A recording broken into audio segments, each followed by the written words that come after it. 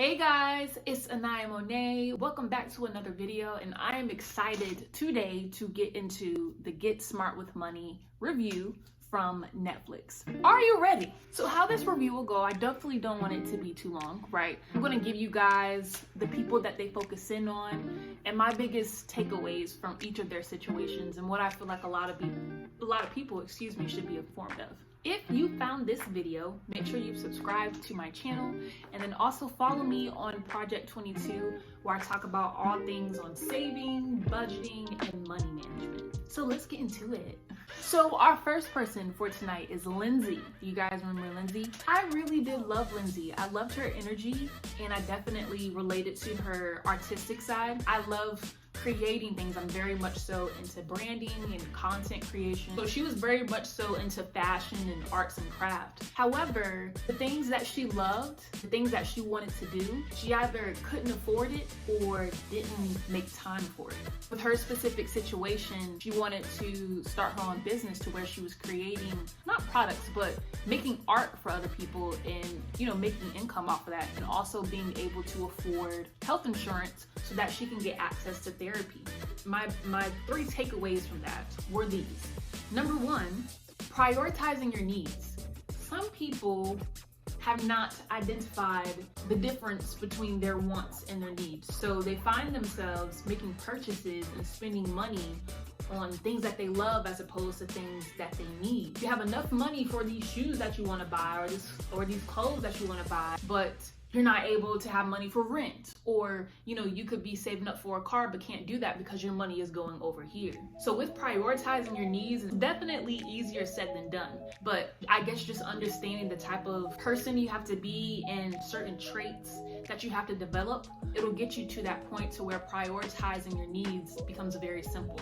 Number two, choosing your income. Sometimes I feel like we just be getting jobs because they just pay money. My thing with employment is, first and foremost, you have to have an understanding of your foresight and your vision. So where you see yourself months from now, if it's a month from now, if it's 3 months from now, if it's 6 months from now. But your vision, now we're talking about years. If there are certain things that you want to be able to afford, if there's a certain lifestyle that you would like to have, make sure that the place you're probably going to be spending most of your time at is somewhere that, of course you enjoy, but also that can cater towards the resources and skills necessary for you to develop, to have that vision brought to life, to make that foresight and that vision a reality. Secondly, is Mr. Jalen. He is an athlete. He is the quarterback. I forgot for which team. One thing I loved about him is his willingness to learn and his sense of provision over himself, and then of course for his family as well, because he had a wife and he had a daughter. His thing was that he didn't know where to put his money, and not only did he not know where to put it, but he didn't know where to start to do so. I feel like a lot of people are in that position. They know to invest, or they know to get an LLC. They know that they have to increase their credit score, but it's like, where do I start? Who do I talk to first? So from his situation, I got me 3 main points. Number one, the importance of education. Can we get real here? I know like the spirit of learning got killed. Is that like a heavy word? But I feel like that's what happened. Through our 12 years of a lot of our educational systems, the spirit of learning just dissolved over time to now where we think about learning, we think about being at that desk, and we think about being in school for 8 hours and listening to somebody, and not only listening to them, but listening to them for an hour straight. And that just really kind of distorted our view of what learning is and how fun it can be and how beneficial it is, especially when it comes to financial literacy. Now that the system did that to us, now when it comes time to learning certain things about financial literacy, we don't want to do it because it takes us back to the desk. You can only hold on to an excuse for so long. You can't keep saying for the rest of your life, oh, I don't want to learn because I just don't want to sit down, and I don't want to do this, I don't want to do this, Listen, you can't cling on to that. You can't be in the past. You have to go, man, I understand that they really killed my spirit for learning, and they really made me look differently at education. So I'm not gonna let them win. Number 2, are you aware of assets versus liabilities? It's the idea of putting your money in places where it can grow, and then putting your money in places where it's gonna go obsolete. Liabilities could consist of, I don't know, clothes, bills. Assets, again, you're putting your money in places where it can grow. For instance, a rental property. I know that a lot of people want to get started in Turo, meaning that they want to rent out cars to other people. Others want to get into Airbnb, so now you're making money off of this property right here. For me, myself, my assets consist of SPX index, so investing into certain companies and their stocks. I also invest my money into my trading account with the foreign exchange market, right? Thirdly, I think it goes back to, like I said, his willingness to want to learn and understand where to put his money. I think that having that support that each of these financial experts were able to give them, and having a sense of community, really does help. For instance, Project 22. That's a platform that I established within my community because I didn't see it. I didn't see people emphasizing the importance of budgeting, of money management. But Project 22 is a place that's going to support you in that. It's normalizing financial literacy. It's normalizing money management because it's the most simple thing. My philosophy, or something that I say a lot, is what you do with $100, you'll do with 1,000. What you do with 1,000, you'll do with 10,000, with 100,000, with 1,000,000, with 100 million. So let's say if somebody were to cut you out $1 million check, would you be broke within the next 6 months, within the next year, because you just spent all your money on liabilities and none of them on assets? What's the point of having all this money if you don't know how to manage it, right? So when you're around people, just getting back to my main point, when you're around people that support you in the project of improving your financial habits, like investing them into the right places, it makes things so much easier because you don't feel alone. Shout out to the Roundtable community. I am surrounded by people who want to do better and be better with their money, so that way they can foresee their own passions, their own craft, whatever it may be. Learn how to be a part of that community. I'm gonna go ahead and drop the @name on Instagram, and you can let them know that Anaya Monet sent you, or Project 22. Our third person for today, Ariana.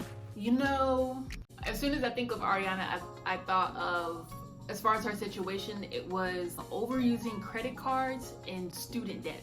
Nonetheless, one trait that I really enjoyed about Ariana was her persistence in wanting to do and be better with her money, because she understood that, you know, she wasn't making the best decisions, but just needed a little help and guidance. I think that seeking, like when you're seeking help, when you're in the act of seeking information, it will find you. But nonetheless, here are my 3 takeaways. Number 1, learn how to manage your own money before you are managing other people's money. Write this down or remember this. These 3 letters, OPM, other people's money. So you can think about credit, or you can think about loans that you can get from the bank or from a certain company. Say for instance, you have $5,000 coming in for the month, right? When it comes to credit and just using other people's money, don't ask or don't use money that you're not going to be able to pay back later. Because you don't have a good sense of managing your own money, the same habits that you have with your money, you're gonna have it with somebody else's money, right? And I think it'll trap you. Just like with anything, like if you haven't done it for yourself, you're not gonna do it anywhere else. Number 2, the idea of living below your means. Some of us may have found ourselves at one point or another spending more money than we had